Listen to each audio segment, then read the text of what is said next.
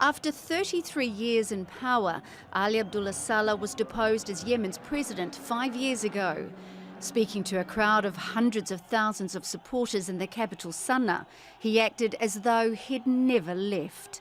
An alliance with Houthi rebels has enabled Saleh to nurture his support base, celebrating 35 years since his party was formed.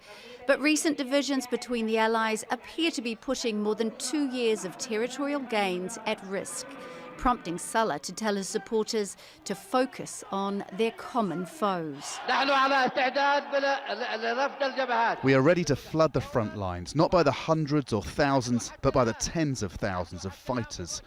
And the only thing the Houthi government has to do is pay the salaries, because we have the weapons. In another part of the city, Houthi rebels held their own rally. Their chants also focused on defeating the Yemeni government and its Saudi-led coalition allies. Houthi rebels from the north have long campaigned for greater political and religious freedoms.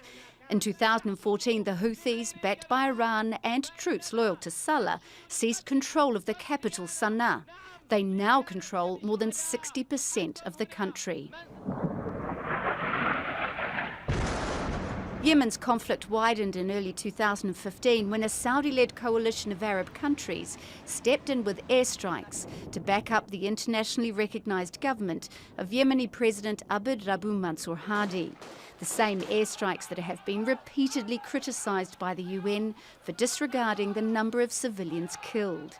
One of the latest attacks killed dozens of farm workers when a hotel was hit north of Sanaa on Wednesday. The UN and human rights groups accuse both sides of committing atrocities and breaking the rules of war.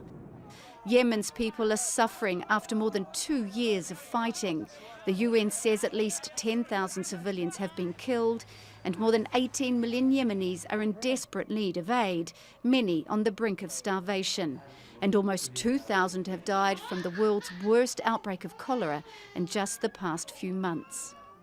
Divisions between Saleh's forces and Houthi rebels are reported to be based on a struggle for power. Leaders from both sides are calling on their supporters to unite. It's an effort to ease tensions that threaten to undermine their alliance. Miriam Hond, Al Jazeera.